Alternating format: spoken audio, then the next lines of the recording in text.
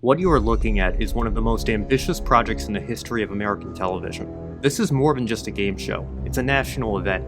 It advertises an absurd top prize of up to $12 million, and it's even been called the Olympics of Quiz. Surely this is going to provide one of the greatest and most memorable moments in game show history, right? This doesn't make any sense. No, seriously, none of this makes any sense. This is the most confusing format I've ever tried to wrap my head around. The app keeps crashing, the countdown clock didn't even start at 1,000,000 seconds, contestants are pounding 5-hour energy shots. What the hell's going on here?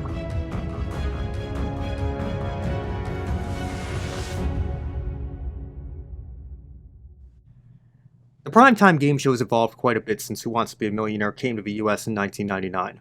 Ever since then, networks have tried to make lightning strike twice and capture audiences the same way ABC did through Millionaire. Some efforts have held their own pretty well. Deal or No Deal got a nice 4-year run on NBC and got a second life in syndication and even a full revival on CNBC several years later. Other shows are probably better left in the archives, only surviving on VHS recordings that have been uploaded to YouTube. Today we're talking about the Million-Second Quiz, which definitely falls into the latter category. But this video honestly might be pretty difficult to make, because despite my best efforts, and despite the show only being 10 years old, the only episode I could find was the pilot, if pilot's even an accurate term in this case, the first of 10 episodes in 11 nights. And that's it, aside from a handful of clips elsewhere on the internet. The show did have a YouTube channel, but it looks like everything's either been deleted or made private, and the channel URL didn't get saved at the Wayback Machine until 2019, well after everything had been taken down. So we'll just have to do the best with what we can here.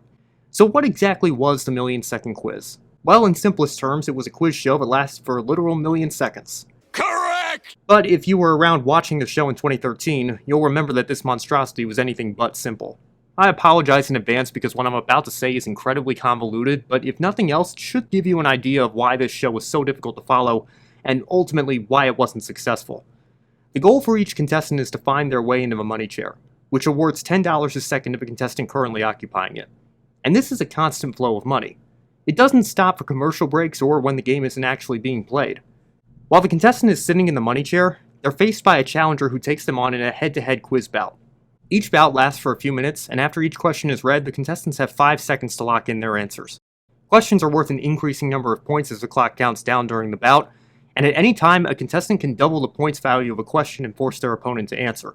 The opponent can either answer or double back to quadruple the point value, and force the original doubling contestant to answer. If a doubled or double-backed contestant answers incorrectly or fails to act within 5 seconds, the points are awarded to their opponent automatically. At the end of the bout, the contestant either successfully defends the chair and stays in it to continue earning money, or they're kicked out of a chair by the challenger who proceeds to start earning money. If the contestant who's been kicked out of the money chair has earned enough money, then they'll move in, literally, to a place called Winner's Row. This is where the top 4 highest earning contestants spend the remainder of the game should their total winnings remain high enough to stay in the top 4. So while they're constantly at risk of being displaced should another contestant stay in the money chair long enough, after a few days it becomes very unlikely that a prospective contestant will earn enough money to do so.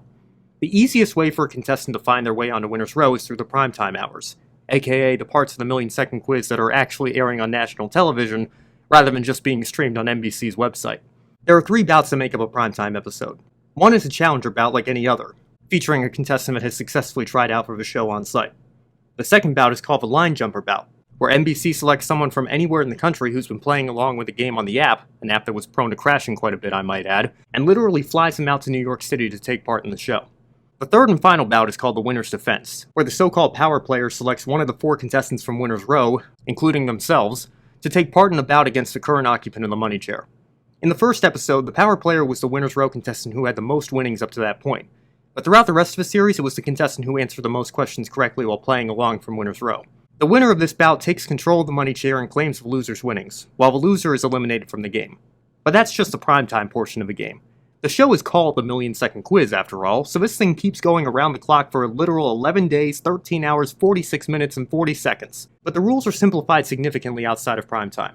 Each question is worth only 1 point throughout the entire bout, and there's no doubling allowed. Otherwise, the contestants literally play non-stop, save for a 10-minute bathroom break every hour apparently, and these bouts can all be streamed on NBC's website. Did you follow all of that? I just don't know what to say about this. Trust me, it's okay if you didn't. This thing might be more complicated than NASCAR's playoff system. It is rare that I am relatively speechless. That moment has officially arrived. I don't know what to say.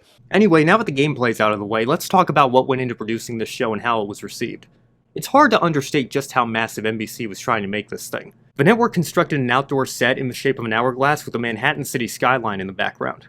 But they also had to construct a backup indoor set in the case of inclement weather, such as what happened on day 4 of the show.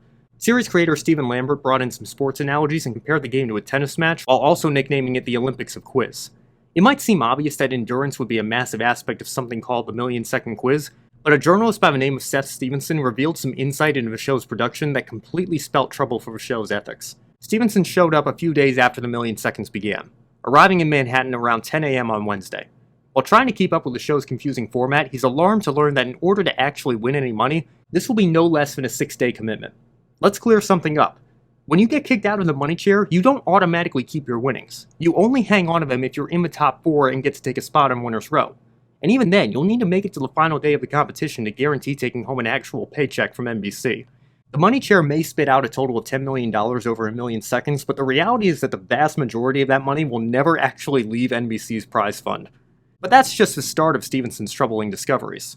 As he's trying to process all this information while spending 14 hours inside a production tent, he overhears that some of his fellow contestants have been registering alarmingly rapid heart rates due to pounding shots of 5-hour energy. Yeah, this sounds like a lawsuit waiting to happen, and we haven't even gotten to the actual game show yet. 8 p.m. rolls around and Stevenson and his fellow contestants are watching a primetime live show from folding chairs in a parking lot. It quickly becomes apparent he won't be making an appearance on television this evening.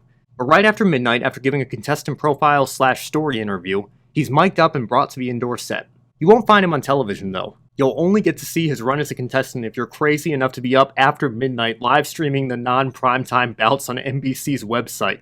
Stevenson rolls through a contestant occupying the money chair and then does the same for 4 challengers before he loses his spot to the 5th challenger on a tiebreaker question. And this is his final takeaway from his experience. I stumbled out onto 11th Avenue at 2:15 a.m. this morning, 2 days after my internment began, and waved down a taxi. I hadn't won any money. I hadn't met Ryan Seacrest. And my unhinged story interview will now live in NBC's video vaults for perpetuity, in any and all media formats now existing or ever to be devised throughout the known and unknown galaxy. At least I'm pretty sure it's what the release said. I'm still too amped up on 5-hour energy to be sure.